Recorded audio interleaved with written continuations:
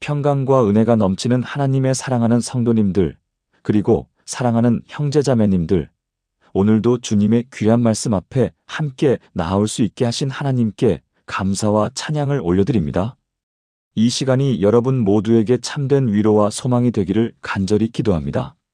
오늘 우리가 살아가는 이 시대는 그 어느 때보다도 많은 어려움과 고통이 우리를 둘러싸고 있는 시대입니다.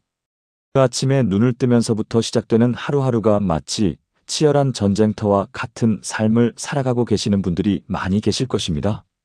먼저 직장에서의 극심한 스트레스와 압박감으로 고통받고 계시는 분들을 생각해 봅니다. 매일 반복되는 야근과 과중한 업무량, 상사와의 갈등, 동료들과의 경쟁, 그리고 언제 해고될지 모르는 불안감 속에서 살아가시는 분들이 얼마나 많은지 모릅니다.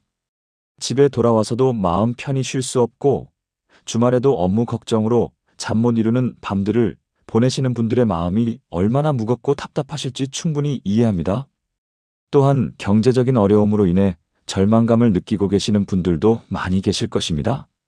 물가는 계속 오르는데 수입은 그대로이거나 오히려 줄어들고 자녀 교육비와 생활비, 주거비 등으로 인해 매달 적자를 면치 못하는 가정들이 늘어나고 있습니다.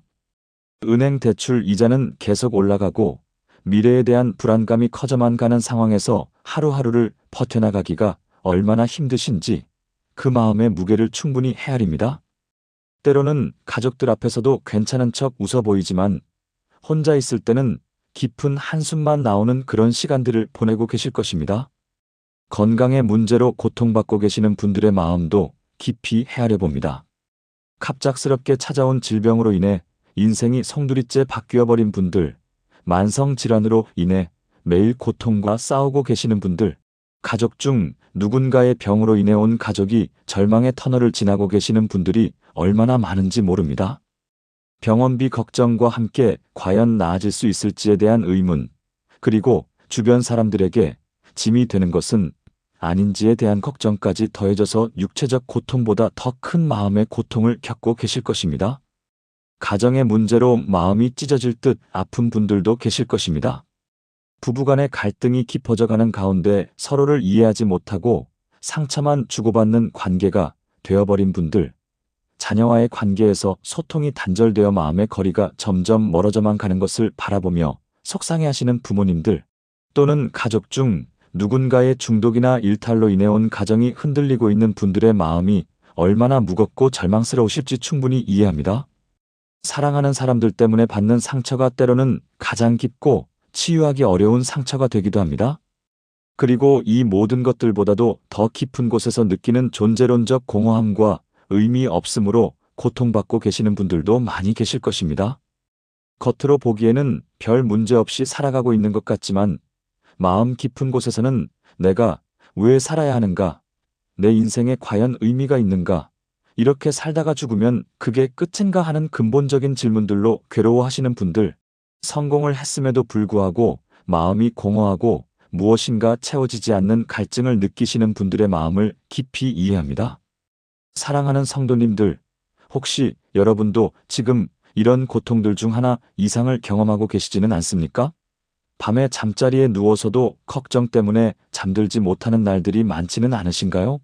아침에 눈을 떴을 때 또 다른 하루를 시작해야 한다는 사실이 버겁게 느껴지지는 않으신가요? 주변 사람들에게는 괜찮다고 말하지만 정작 혼자 있을 때는 깊은 절망감과 외로움을 느끼고 계시지는 않으신가요? 바로 이런 시간, 이런 상황에서 우리에게 필요한 것이 무엇입니까? 인간의 위로나 조언으로는 해결되지 않는 깊은 상처와 고통이 있을 때 우리는 어디로 가야 합니까? 세상의 그 어떤 방법으로도 채워지지 않는 마음의 공허함을 누가 채워줄 수 있습니까? 오늘 우리가 함께 나눌 하나님의 말씀은 바로 이런 모든 어려움과 고통 가운데 계신 여러분들에게 참된 위로와 소망, 그리고 확실한 해답을 주실 것입니다. 시편 46편 1절 하나님은 우리의 피난처시요 힘이시니 환난 중에 만날 큰 도움이시라라는 이 놀라운 약속의 말씀을 통해서 4가지 귀한 진리를 나누고자 합니다. 첫 번째로는 하나님께서 우리의 확실한 피난처가 되신다는 진리를, 두 번째로는 하나님께서 우리의 진정한 힘이 되신다는 진리를, 세 번째로는 하나님께서 환난 중에 우리와 함께 하신다는 진리를, 그리고 마지막으로는 하나님께서 우리에게 큰 도움이 되신다는 진리를 함께 나누려고 합니다. 이 네 가지 진리를 통해서 여러분의 마음에 참된 평안과 소망이 임하기를 간절히 기도합니다. 시작하기 전에 먼저 하나님의 말씀을 통해 우리의 마음을 준비하겠습니다. 요한복음 16장 33절에서 예수님께서는 이렇게 말씀하셨습니다. 이것을 너희에게 이르는 것은 너희로 내 안에서 평안을 누리게 하려 함이라. 세상에서는 너희가 환난을 당하나 담대하라. 내가 세상을 이기었노라. 이 말씀을 깊이 묵상해 보십시오. 예수님께서는 우리에게 세상에서 환난이 있을 것이라고 분명히 말씀하셨습니다. 이는 우리가 지금 겪고 있는 어려움들이 결코 이상한 것이 아니며 하나님께서 모르시는 것도 아니라는 뜻입니다.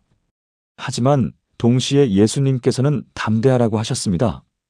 왜냐하면 그분이 이미 세상을 이기셨기 때문입니다. 이 말씀은 우리의 모든 고통과 어려움이 이미 예수님에 의해 해결되었다는 놀라운 선언입니다. 또한 이사야 41장 10절의 말씀도 함께 기억하시기 바랍니다.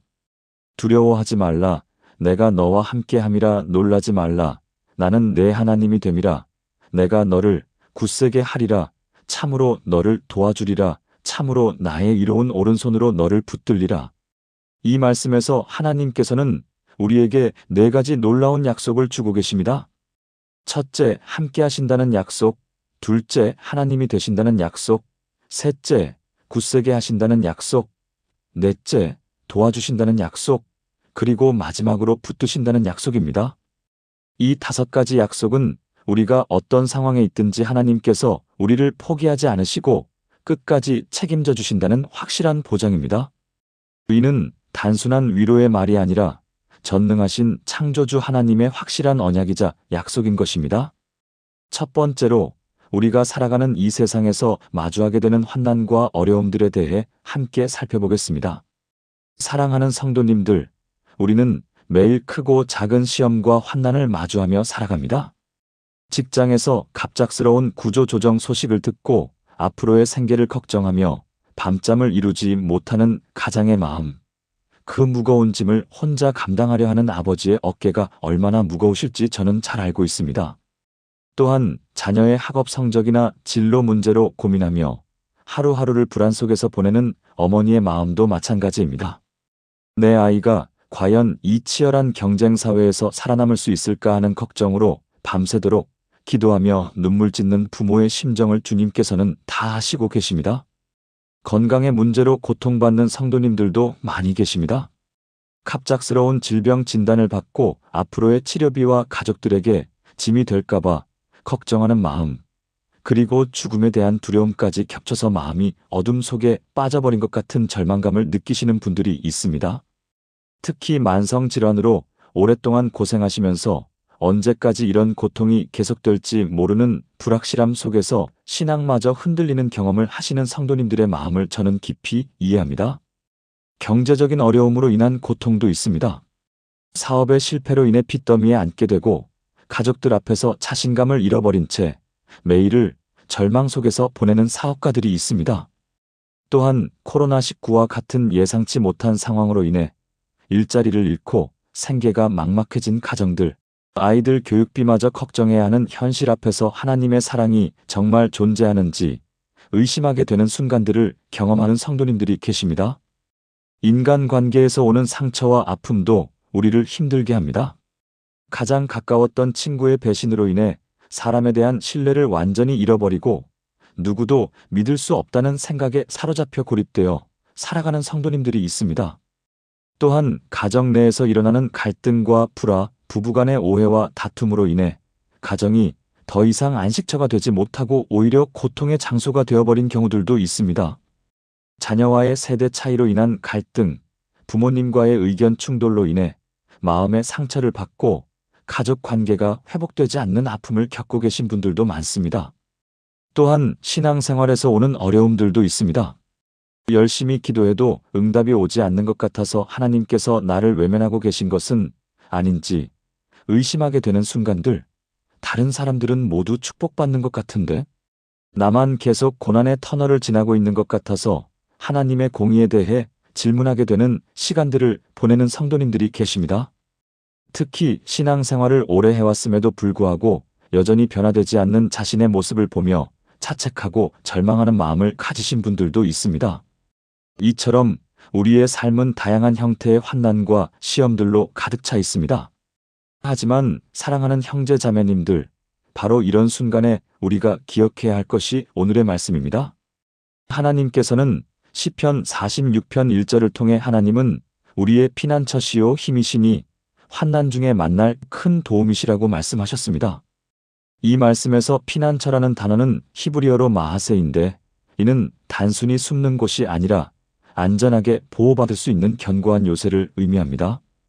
우리가 인생의 폭풍우를 만날 때 하나님은 우리에게 임시적인 피난처가 아니라 영원히 안전한 요새가 되어주신다는 것입니다.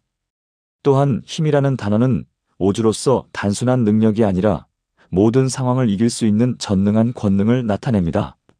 그리고 환난 중에 만날 큰 도움이라는 표현은 우리가 어려움을 당할 때 하나님께서 멀리 계시는 것이 아니라 바로 우리 곁에서 즉시 도우시는 분이심을 보여줍니다. 또한 이사야 41장 10절에서는 두려워하지 말라. 내가 너와 함께 함이라 놀라지 말라. 나는 내 하나님이 됨이라. 내가 너를 굳세게 하리라. 참으로 너를 도와주리라. 참으로 나의 의로운 오른손으로 너를 붙들리라고 하셨습니다. 이 말씀에서 하나님은 우리에게 세 가지 약속을 주고 계십니다. 첫째, 함께하심의 약속입니다. 하나님께서는 우리가 어떤 어려움을 당하든지 혼자 감당하게 하지 않으시고 반드시 함께해 주신다고 약속하십니다. 둘째, 능력 주심의 약속입니다. 우리 자신의 힘으로는 도저히 감당할 수 없는 시험이라도 하나님께서 우리를 굳세게 해주시고 능력을 주신다는 것입니다.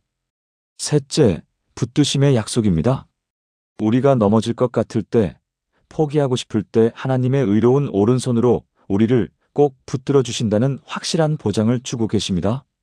세 번째로 빌립보서 4장 19절의 말씀을 보겠습니다.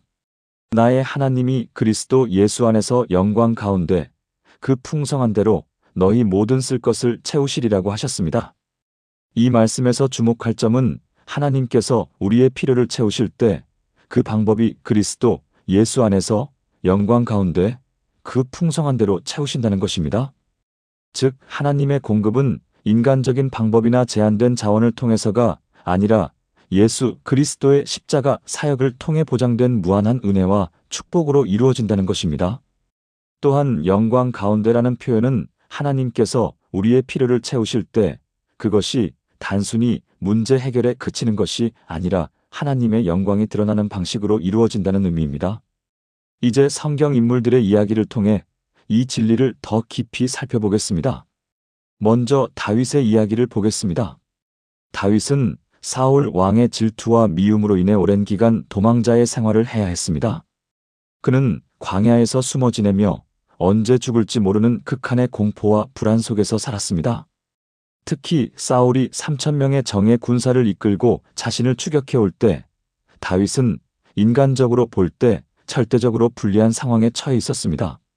하지만 바로 그런 절망적인 순간에 다윗은 하나님을 자신의 피난처로 경험했습니다.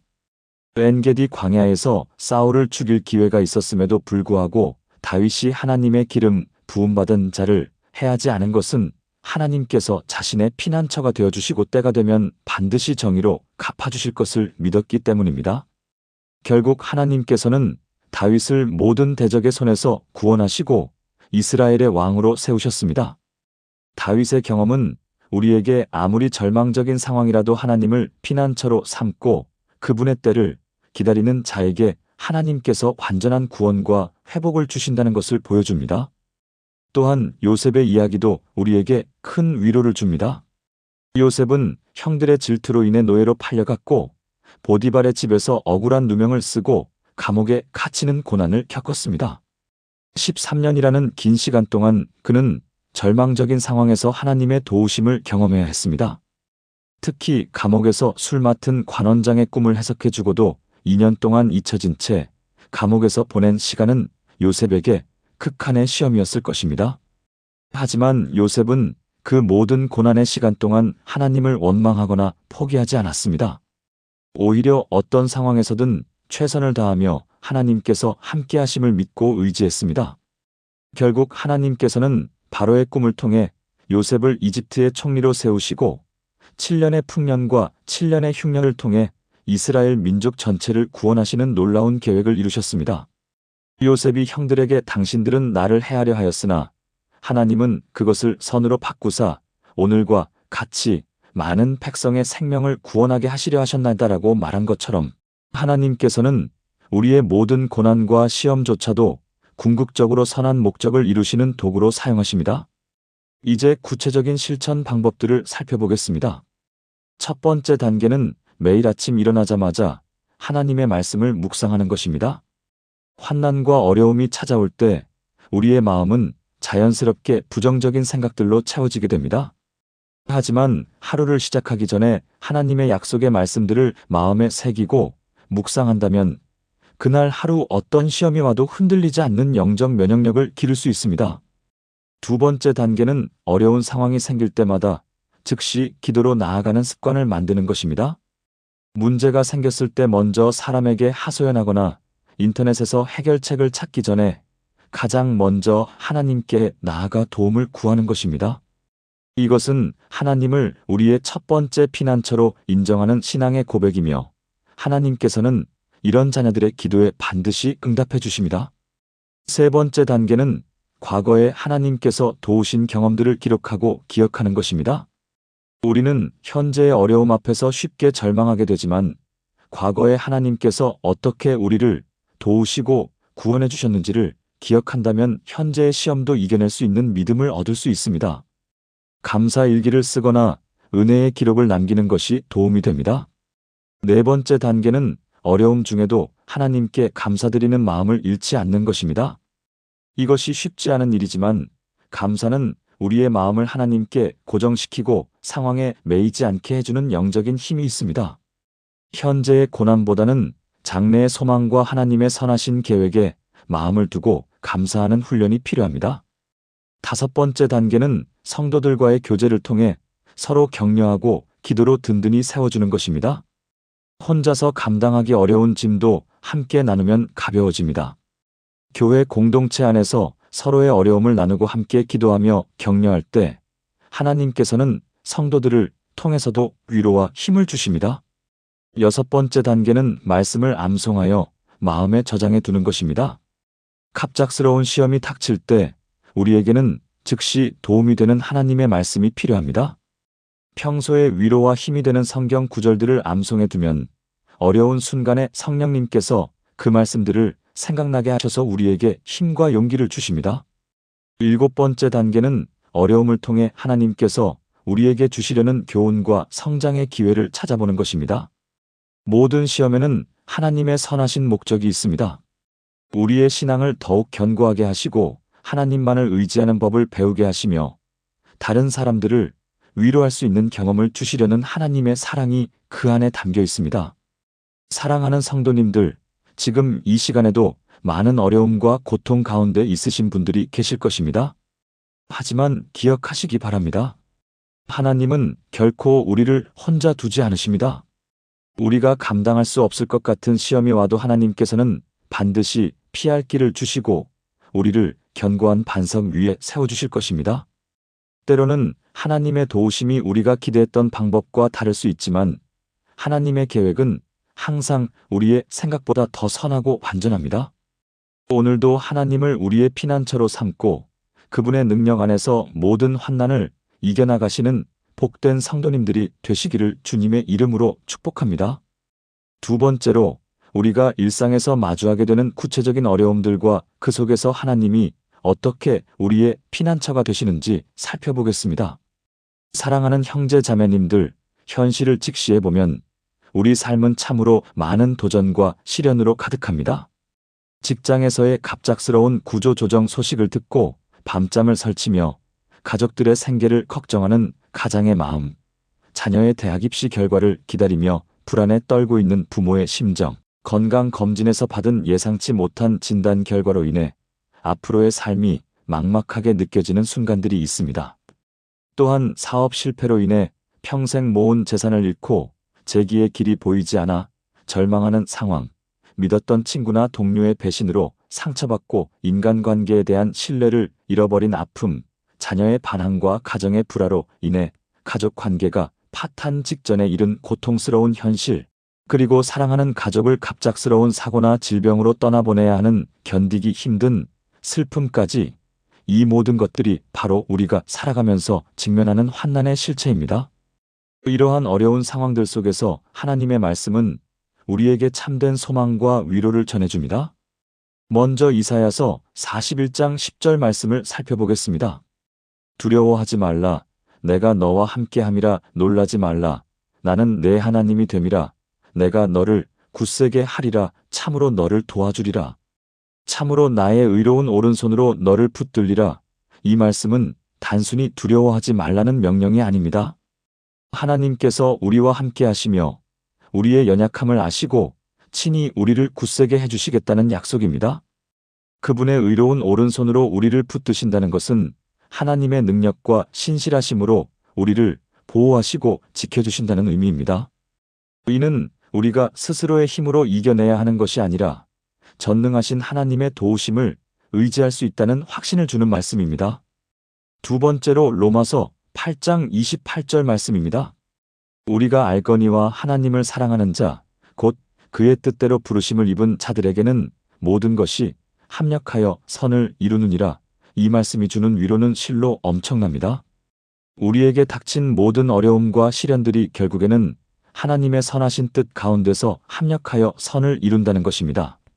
이는 현재의 고통이 무의미하다는 것이 아니라 하나님께서 그 모든 것들을 통해 우리를 더욱 성숙하게 만드시고 궁극적으로는 우리에게 유익이 되도록 역사하신다는 뜻입니다. 따라서 우리는 현재의 어려움 속에서도 하나님의 선하신 계획을 신뢰하며 소망을 잃지 않을 수 있습니다. 세 번째로 고린도후서 1장 3절과 4절 말씀을 보겠습니다. 찬송하리로다. 그는 자비의 아버지시요 모든 위로의 하나님이시며 우리의 모든 환난 중에서 우리를 위로하사 우리로 하여금 하나님께 받는 위로로서 모든 환난 중에 있는 자들을 능히 위로하게 하시는도다. 이 말씀은 하나님이 단순히 우리의 고통을 없애주시는 분이 아니라 그 고통 가운데서 친히 위로해 주시는 분임을 보여줍니다. 더 나아가 우리가 받은 위로를 통해 다른 사람들을 위로할 수 있는 능력을 주신다는 것입니다. 이는 우리의 아픔과 상처가 헛되지 않고 오히려 다른 이들을 섬기는 통로가 될 수 있음을 의미합니다.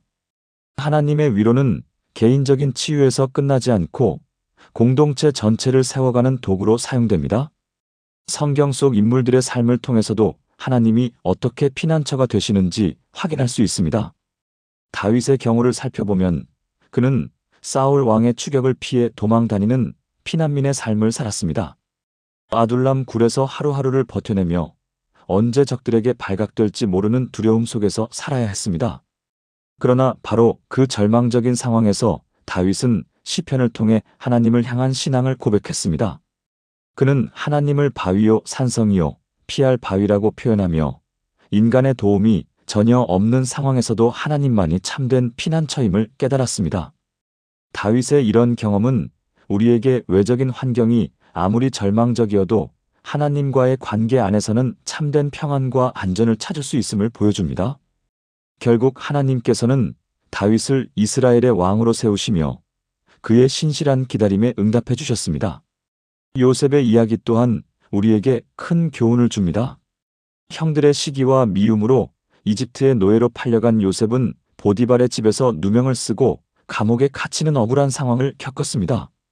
하루아침에 모든 것을 잃고 절망적인 현실에 직면했지만 요셉은 그 모든 상황에서도 하나님을 신뢰하며 최선을 다해 살았습니다. 감옥에서도 하나님이 함께 하심으로 간수장의 신임을 받았고 결국 바로의 꿈을 해석하여 이집트의 총리가 되었습니다. 가장 놀라운 것은 요셉이 자신을 해친 형들을 만났을 때 당신들은 나를 해하려 하였으나 하나님은 그것을 선으로 바꾸사라고 고백한 것입니다. 이는 하나님이 우리 인생의 모든 어려움과 시련들을 통해서도 선한 뜻을 이루어 가시는 분임을 보여주는 대표적인 사례입니다. 이제 실제적인 믿음의 실천 방법들을 살펴보겠습니다. 첫 번째 단계는 하나님의 말씀 묵상입니다. 매일 아침 일어나서 가장 먼저 성경을 읽고 묵상하는 시간을 가지십시오. 특히 어려운 상황에 처했을 때는 시편이나 잠언, 이사야서와 같은 위로와 소망의 말씀들을 반복해서 읽으며 마음에 새기시기 바랍니다. 말씀이 우리의 마음과 생각을 새롭게 하고 하나님의 관점에서 상황을 바라볼 수 있는 지혜를 줄 것입니다. 두 번째 단계는 끊임없는 기도입니다. 기도는 단순히 하나님께 도움을 요청하는 것을 넘어서 하나님과의 친밀한 교제를 통해 그분의 마음을 알아가는 과정입니다. 어려운 상황을 기도로 하나님께 맡기고 그분의 인도하심을 구하며 무엇보다 하나님의 뜻이 이루어지기를 소망하는 마음으로 기도하십시오. 기도를 통해 우리는 하나님의 평안과 지혜를 경험하게 될 것입니다. 세 번째 단계는 감사의 습관을 기르는 것입니다. 어려운 상황에서도 하나님께서 우리에게 주신 은혜와 축복들을 찾아 감사하는 마음을 가지십시오. 건강, 가족 하루의 양식, 믿음의 동역자들, 그리고 무엇보다 예수 그리스도를 통한 구원의 은혜 등 우리 주변에는 감사할 일들이 넘쳐납니다. 감사는 우리의 시선을 문제에서 하나님께로 돌리게 하고 마음의 평안을 가져다 줍니다. 네 번째 단계는 믿음의 공동체와의 교제입니다. 혼자서 모든 어려움을 감당하려 하지 마시고 교회 공동체와 믿음의 형제자매들과 함께 기도하고 위로받으며 격려받으시기 바랍니다. 하나님은 종종 다른 사람들을 통해 우리에게 위로와 도움을 주십니다. 서로의 짐을 지고 함께 기도하는 것이야말로 그리스도의 법을 성취하는 일입니다. 다섯 번째 단계는 과거 하나님의 신실하심을 기억하는 것입니다.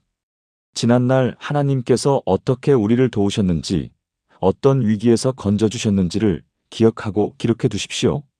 현재의 어려움 앞에서 과거의 은혜들을 기억할 때 미래에 대한 확신과 소망을 가질 수 있습니다. 하나님은 어제나 오늘이나 영원토록 변함없으신 신실한 분이십니다.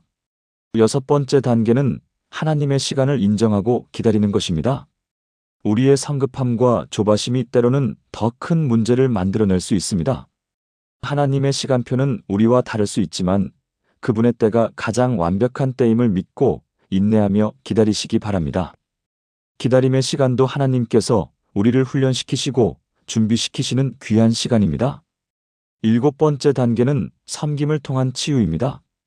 자신의 아픔과 어려움에만 집중하지 마시고 우리보다 더 어려운 상황에 있는 이웃들을 돌아보고 섬기시기 바랍니다. 다른 사람을 위로하고 도움을 주는 과정에서 우리 자신도 치유받고 회복됩니다. 이는 하나님께서 우리에게 주신 위로를 나누는 귀한 사명이기도 합니다. 사랑하는 성도님들, 지금 이 순간에도 어려운 상황 가운데 계시는 분들이 있을 것입니다. 하지만 기억하십시오. 하나님은 우리의 눈물을 보시고 우리의 부르짖음을 들으시는 분이십니다. 그분은 결코 우리를 혼자 버려두지 않으시며 언제나 우리와 함께 하시며 우리의 든든한 피난처가 되어주십니다. 현재의 어려움이 아무리 크고 깊어 보일지라도 그것이 하나님의 사랑과 능력보다 클 수는 없습니다. 오늘도 하나님의 은혜와 평강이 여러분의 마음과 생각을 지키시기를 축복합니다. 세 번째로 우리가 환난 중에서도 하나님을 의지하는 구체적인 방법들에 대해 나누어 보겠습니다. 성도님들, 우리 삶에는 예상치 못한 어려움들이 찾아올 때가 있습니다. 이런 순간들을 살펴보면서 어떻게 하나님께 피할 수 있는지 함께 배워보겠습니다. 먼저 우리가 직면하는 구체적인 문제 상황들을 살펴보겠습니다. 직장에서 갑작스러운 구조 조정으로 해고, 통지를 받았을 때 가정 경제의 기둥이 무너지는 듯한 절망감과 미래에 대한 불안함이 밀려옵니다. 가족들을 어떻게 부양해야 할지, 아이들의 교육비는 어떻게 마련할지 걱정이 산더미처럼 쌓입니다. 또한 건강검진에서 심각한 질병 진단을 받았을 때 죽음에 대한 공포와 가족에게 짐이 될 것에 대한 두려움이 마음을 짓누릅니다. 치료비 부담과 함께 일상생활이 불가능해질 것에 대한 걱정으로 밤잠을 이루지 못하게 됩니다. 자녀의 사고나 질병으로 응급실에 실려갔을 때 부모의 마음은 찢어질 듯한 고통을 겪습니다. 내 탓인지 자책하며 하나님께 원망의 마음까지 생기게 됩니다. 사업 실패로 빚더미에 앉게 되었을 때 채권자들의 독촉과 함께 사회적 신뢰까지 잃게 되어 극도의 스트레스에 시달립니다. 부부간의 갈등이 깊어져 이혼 위기에 놓였을 때 가정의 평화가 깨지고 자녀들에게 미칠 영향을 생각하면 마음이 찢어집니다. 노부모님의 치매나 중병으로 간병해야 할 때 경제적 부담과 함께 신체적 정신적 피로가 크게 달하게 됩니다. 대학 입시나 취업에 계속 실패했을 때 미래에 대한 절망감과 함께 자존감이 바닥까지 떨어져 모든 것을 포기하고 싶은 마음이 듭니다. 이런 상황들에서 우리는 하나님을 어떻게 의지해야 할까요? 이제 성경 말씀을 통해 답을 찾아보겠습니다. 먼저 이사야서 41장 10절입니다. 두려워하지 말라. 내가 너와 함께함이라. 놀라지 말라. 나는 내 하나님이 됨이라. 내가 너를 굳세게 하리라. 참으로 너를 도와주리라. 참으로 나의 이로운 오른손으로 너를 붙들리라. 이 말씀은 우리가 두려움에 사로잡혔을 때 하나님께서 친히 우리와 함께 하신다는 약속입니다. 하나님은 단순히 멀리서 지켜보시는 분이 아니라 우리 곁에서 직접 도우시는 분이십니다. 그분의 의로운 오른손으로 우리를 붙드신다는 것은 전능하신 능력으로 우리를 보호하신다는 의미입니다. 환난 중에서도 우리가 굳세어질 수 있는 이유는 바로 하나님이 우리의 힘이 되어주시기 때문입니다. 또한 마태복음 11장 28절부터 29절까지의 말씀입니다. 수고하고 무거운 짐진 자들아 다 내게로 오라. 내가 너희를 쉬게 하리라. 나는 마음이 온유하고 겸손하니 나의 멍에를 메고 나에게 배우라. 그리하면 너희 마음이 쉼을 얻으리라. 예수님께서는 우리의 모든 수고와 무거운 짐을 아시고 우리를 부르고 계십니다. 세상의 무게에 짓눌려 숨이 막힐 것 같을 때 주님께서는 우리에게 쉼을 주십니다. 그분의 멍에는 가볍고 그분의 짐은 쉽습니다. 왜냐하면 주님께서 함께 메어주시기 때문입니다. 환난 중에서도 우리가 평안할 수 있는 이유는 예수님이 우리의 참된 안식처가 되어주시기 때문입니다. 베드로전서 5장 7절 말씀도 우리에게 큰 위로를 줍니다. 너희 염려를 다 주께 맡기라. 이는 그가 너희를 돌보심이라. 우리가 염려하고 걱정하는 모든 것들을 주님께 맡기라고 하십니다. 하나님은 우리를 돌보시는 아버지이십니다. 마치 어린 자녀가 아버지에게 모든 걱정을 털어놓듯이 우리도 하나님 아버지께 우리의 모든 염려를 맡길 수 있습니다. 하나님은 참새 한 마리도 기억하시는 분이시므로 하나님의 자녀인 우리를 얼마나 더 소중히 여기시겠습니까? 환난이 와도 하나님이 우리를 돌보신다는 확신을 가질 수 있습니다. 성경 인물들의 이야기를 통해서도 배울 수 있습니다. 먼저 다윗의 이야기를 보겠습니다.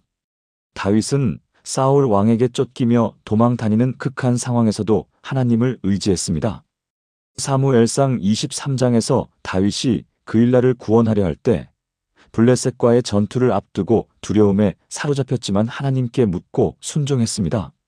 아둘람 굴에 숨어 지낼 때도 엔게디 광야에서 사울을 피해 숨어 지낼 때도 다윗은 시편을 통해 하나님께 자신의 마음을 쏟아놓았습니다.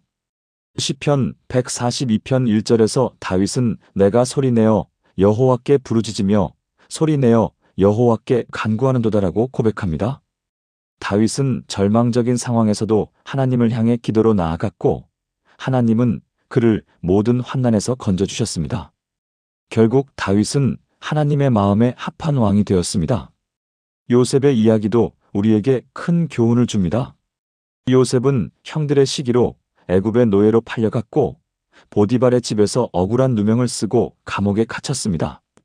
인간적으로 보면 절망적인 상황이었지만 요셉은 어떤 환경에서도 하나님을 의지했습니다. 창세기 39장 2절에서 여호와께서 요셉과 함께 하심으로 그가 형통한 자가 되어라고 기록되어 있습니다.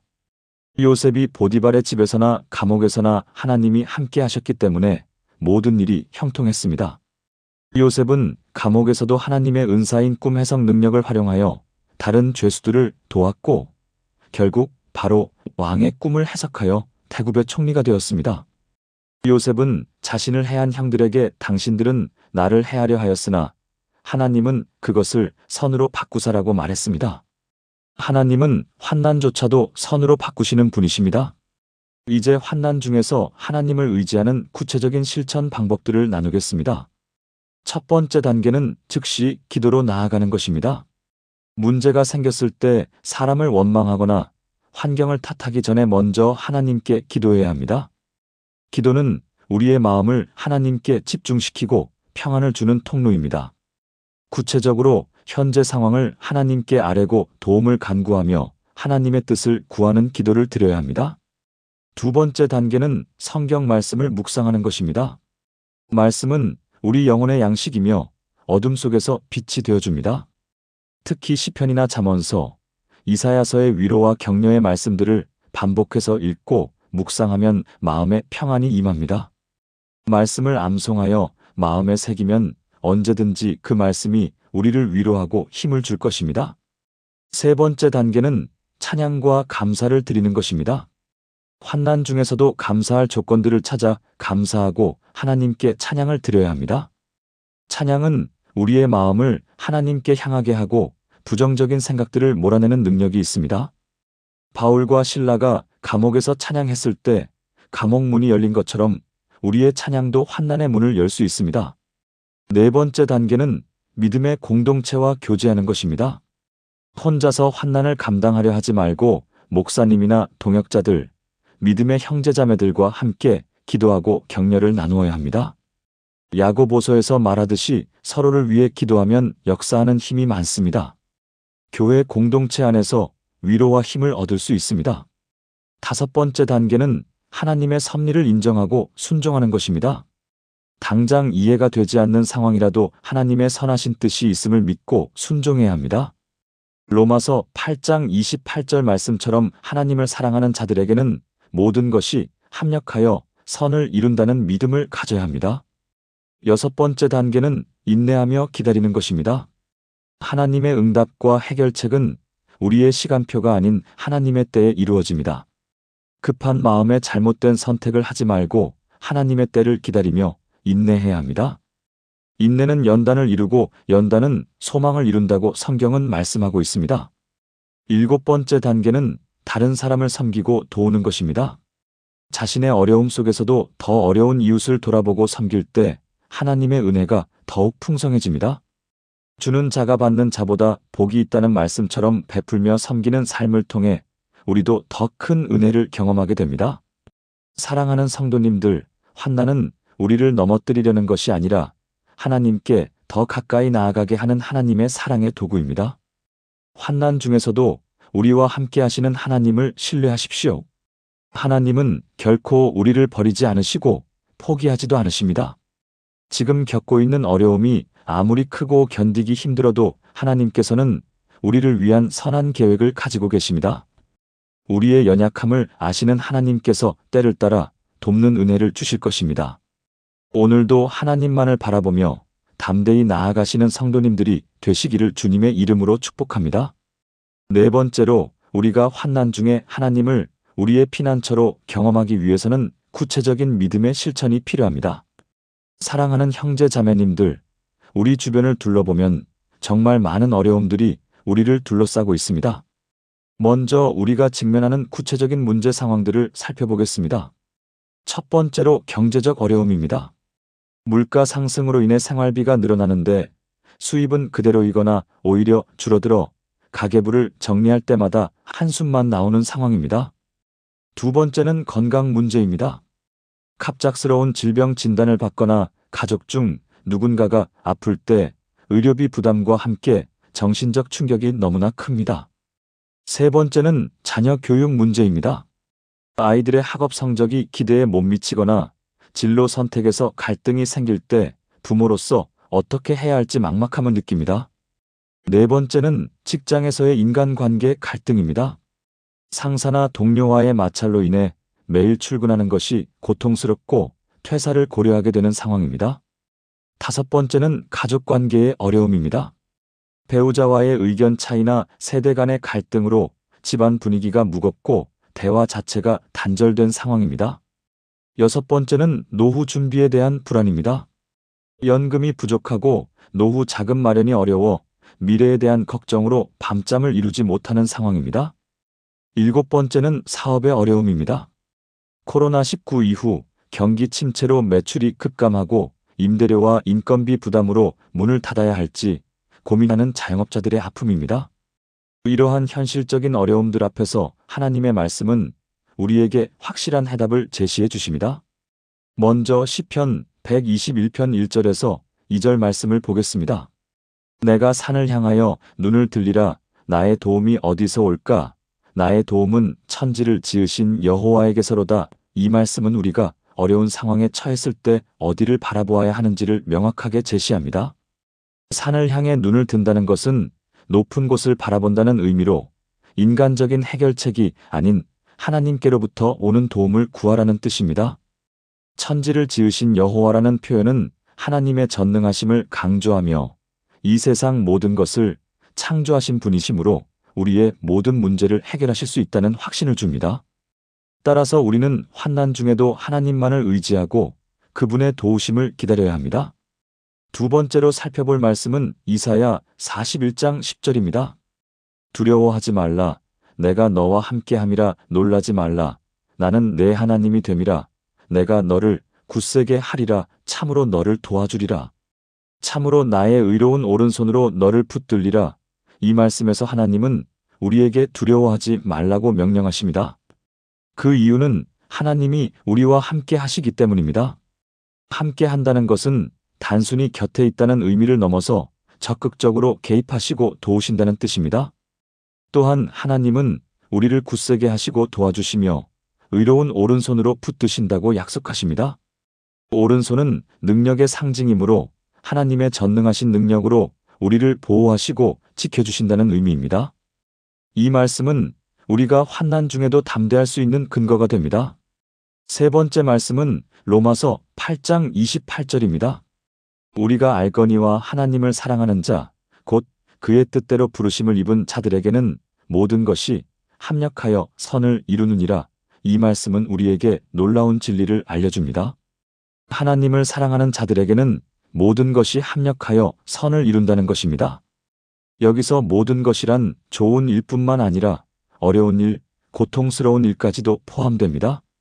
합력한다는 것은 함께 작용한다는 뜻으로 마치 여러 재료가 합쳐져서 맛있는 음식이 만들어지듯이 우리 인생의 모든 경험들이 합쳐져서 결국은 선한 결과를 가져온다는 의미입니다. 이는 하나님의 주권과 섭리를 믿는 자들에게 주어지는 특별한 약속입니다. 따라서 현재 당하고 있는 고난이나 어려움도 결국은 우리에게 유익이 될 것이라는 확신을 가질 수 있습니다. 성경 인물들의 이야기를 통해서도 이 진리를 확인할 수 있습니다. 먼저 다윗의 경우를 살펴보겠습니다. 다윗은 사울 왕에게 쫓겨 도망다니는 절망적인 상황에서도 하나님을 피난처로 삼았습니다. 그는 아둘람 굴에서 하나님께 부르짖으며 시편 57편을 기록했습니다. 하나님이여 나를 긍휼히 여기소서, 나를 긍휼히 여기소서. 내 영혼이 주께로 피하되 주의 날개 그늘 아래서 이 재앙이 지나기까지 피하리이다. 다윗은 절체절명의 위기 상황에서도 하나님의 날개 그늘 아래 피할 수 있다는 확신을 가지고 있었습니다. 그 결과 하나님은 다윗을 보호하셨고 결국 이스라엘의 왕으로 세우셨습니다. 다윗의 고난의 시간들은 그를 더욱 성숙한 신앙인으로 만들었고 훗날 이스라엘을 통치할 때 백성들의 아픔을 이해하고 공감할 수 있는 왕이 되게 했습니다. 요셉의 경우도 마찬가지입니다. 그는 형들의 질투와 미움으로 애굽의 노예로 팔려갔습니다. 보디발의 집에서 억울한 누명을 쓰고 감옥에 갇히는 절망적인 상황을 겪었습니다. 하지만 성경은 여호와께서 요셉과 함께 하심으로라는 표현을 반복적으로 기록합니다. 하나님이 함께 하셨기 때문에 요셉은 어떤 상황에서도 절망하지 않고 최선을 다했습니다. 감옥에서도 하나님이 주신 지혜로 다른 죄수들의 꿈을 해석해 주었고 결국 바로의 꿈을 해석하게 되어 애굽의 총리가 되었습니다. 요셉은 나중에 형들을 만났을 때 당신들은 나를 해하려 하였으나 하나님은 그것을 선으로 바꾸사 오늘과 같이 만민의 생명을 구원하게 하시려 하셨나니다라고 고백했습니다. 이는 로마서 8장 28절의 말씀이 요셉의 삶에서 그대로 성취된 것을 보여줍니다. 이제 환난 중에 하나님을 피난처로 경험하기 위한 구체적인 실천 방법 7단계를 말씀드리겠습니다. 첫 번째 단계는 매일 아침 하나님께 하루를 맡기는 기도로 시작하는 것입니다. 잠에서 깨어나자마자 주님, 오늘 하루도 주님의 손에 맡깁니다. 어떤 어려움이 와도 주님이 함께 하실 줄 믿습니다라고 기도하며 하루를 시작하십시오. 이러한 기도는 우리의 마음을 하나님께 집중시키고 하루 종일 하나님을 의지하는 마음을 갖게 해줍니다. 두 번째 단계는 어려운 상황이 닥쳤을 때 즉시 하나님께 부르짖는 것입니다. 문제 해결을 위해 인간적인 방법부터 찾으려 하지 말고 먼저 하나님께 도움을 구하십시오. 하나님 아버지, 이 상황에서 어떻게 해야 할지 모르겠습니다. 주님의 지혜를 주시고 길을 열어주세요라고 간절히 기도하십시오. 이는 하나님을 우리의 첫 번째 피난처로 인정하는 신앙의 표현입니다. 세 번째 단계는 성경 말씀을 묵상하며 하나님의 약속을 붙잡는 것입니다. 특히 시편 46편, 시편 91편, 이사야 40-43장과 같이 하나님의 보호와 돌보심에 관한 말씀들을 반복해서 읽고 암송하십시오. 말씀이 우리 마음에 새겨질 때 두려움과 염려가 사라지고 하나님에 대한 확신이 생깁니다. 말씀은 우리 영혼의 양식이자 믿음의 방패 역할을 합니다. 네 번째 단계는 감사의 마음을 유지하는 것입니다. 어려운 상황에서도 하나님이 지금까지 베푸신 은혜들을 기억하고 감사하십시오. 주님, 비록 지금은 어렵지만 지금까지 저를 인도해 주시고 보호해 주신 은혜를 감사드립니다라고 고백하십시오. 감사는 우리의 시각을 바꾸고 하나님의 선하심을 다시 확인하게 해줍니다. 감사할 수 있는 작은 것들부터 찾아보며 감사의 습관을 기르십시오. 다섯 번째 단계는 믿음의 공동체와 함께하는 것입니다. 혼자서 모든 것을 감당하려 하지 말고 교회 공동체에 기도 제목을 나누고 함께 기도해달라고 요청하십시오.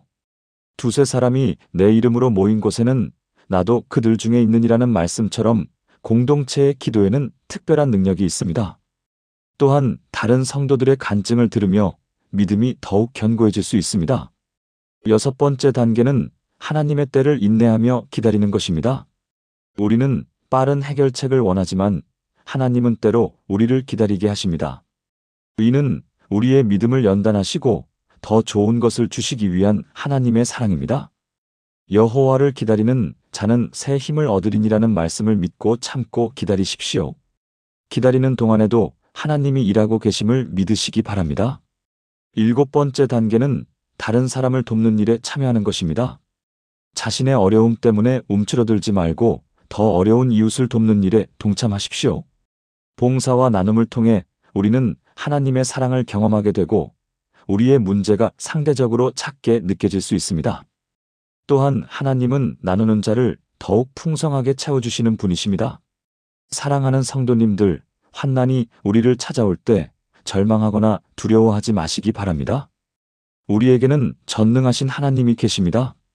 그분은 우리의 피난처시요 힘이 되십니다. 어떤 풍랑이 몰아쳐도 하나님의 품 안에서는 안전합니다. 주님은 지금도 우리 곁에서 내가 너와 함께 하노니 두려워하지 말라고 말씀하고 계십니다. 우리의 연약함을 아시는 주님께서 친히 우리를 도우시고 붙들어 주실 것입니다. 오늘도 주님을 우리의 피난처로 삼아 담대히 나아가시기 바랍니다. 사랑하는 형제 자매님들, 오늘 우리가 함께 나눈 말씀을 정리하며 마음에 새겨보겠습니다. 첫 번째 포인트를 다시 한번 기억해 주십시오. 하나님은 우리의 영원한 피난처이십니다. 세상의 모든 안전한 곳들은 일시적이고 불안전하지만 하나님은 결코 무너지지 않는 견고한 반석이십니다. 우리가 삶의 폭풍우를 만날 때 하나님의 품은 언제나 열려 있습니다. 마치 어린 새가 어미의 날개 아래로 피하듯이 우리도 하나님의 사랑 안에서 완전한 안식과 평안을 누릴 수 있습니다. 이 피난처는 어떤 상황에서도 우리를 보호하시며 그 안에서 우리는 두려움 대신 평강을 경험하게 됩니다. 두 번째로 기억할 것은 하나님이 우리의 참된 힘이 되신다는 진리입니다. 우리의 육체적 힘이나 재정적 능력, 인맥이나 지식은 모두 한계가 있습니다. 하지만 하나님의 힘은 무한하시며 전능하십니다. 우리가 지쳐 넘어질 때 하나님께서는 새 힘을 주십니다. 이사야 40장 31절에서 말씀하신 것처럼 독수리 날개 치며 올라가는 힘을 주시며 다른 박질하여도 곤비하지 않고 걸어가도 피곤하지 않게 하십니다. 이 능력은 우리 안에 거하시는 성령을 통해 매일매일 공급되는 은혜입니다. 세 번째 포인트는 환난 중에 만나는 하나님의 도움입니다. 환난이 없는 삶은 없습니다. 그러나 중요한 것은 그 환난 가운데서 하나님을 만나는 것입니다. 하나님은 환난 후에 오시는 분이 아니라 환난 중에 함께 계시는 임마누엘이십니다. 마치 풀무불 가운데 사드락, 메삭, 아벳느고와 함께 하신 것처럼 우리의 모든 고난 속에서도 동행하십니다. 그분의 도움은 즉시적이고 완전하며 우리가 감당할 수 없는 것을 허락지 아니하시고 피할 길을 주십니다. 네 번째로 확신할 것은 하나님의 임재와 보호하심입니다. 우리 주변에 어떤 위험과 두려움이 있어도 하나님께서는 우리를 지키십니다. 그분은 우리의 방패가 되시고 산성이 되십니다. 악한 자의 계략이나 세상의 유혹, 질병이나 경제적 어려움까지도 하나님의 허락 없이는 우리를 해할 수 없습니다. 우리는 하나님의 손바닥 안에 새겨진 존재들이며 그분의 눈동자와 같이 소중한 자들입니다. 오늘 메시지의 핵심은 바로 이것입니다. 우리가 어떤 상황에 처해 있든지 하나님은 변함없이 우리의 피난처여 힘이시며 환난 중에 만날 큰 도움이 되십니다. 이는 단순한 위로가 아니라 영원한 진리입니다. 우리의 감정이나 상황이 어떻게 변해도 하나님의 사랑과 능력은 결코 변하지 않습니다. 이 말씀을 붙들고 나아가는 성도님들에게는 담대함과 평안이 함께할 것입니다. 세상이 줄 수 없는 참된 평강이 우리 마음을 지키실 것입니다. 성도님들, 오늘 말씀이 은혜가 되셨다면 좋아요 버튼을 눌러주시고 구독과 알림 설정까지 해주시면 더욱 감사하겠습니다. 여러분의 작은 관심이 더 많은 이들에게 하나님의 말씀이 전해지는 통로가 됩니다. 또한 댓글로 오늘 말씀을 통해 받은 은혜나 간증을 나누어 주시면 서로 격려하고 세워가는 아름다운 공동체가 될 것입니다. 사랑하는 형제 자매님들을 위해 기도드립니다. 전능하신 하나님 아버지, 오늘 이 말씀을 듣는 모든 성도님들 위해 하늘의 복을 내려주옵소서. 그들이 삶의 어떤 환난과 고통 가운데 있을지라도 주님이 든든한 피난처가 되어주시고 흔들리지 않는 반석이 되어주옵소서. 육신의 건강을 지켜주시고 마음의 평안을 허락하여 주옵소서. 가정의 화목과 사랑이 넘치게 하시고 사업과 학업, 직장 생활에서 하나님의 은혜와 지혜가 함께하게 하여 주옵소서. 무엇보다 영혼이 잘 되어 범사가 잘 되고 강건함같이 되게 하시며 날마다 주님과 더욱 깊은 교제 가운데 거하게 하여 주옵소서. 예수님의 이름으로 간절히 기도드립니다. 아멘. 오늘도 하나님의 크신 사랑 안에서 평안한 하루 보내시길 바랍니다. 여러분 한 분 한 분이 하나님께 소중한 존재임을 잊지 마시고 담대하게 믿음으로 나아가시기 바랍니다. 다음 시간에도 더욱 풍성한 하나님의 말씀으로 다시 만나 뵙겠습니다. 샬롬.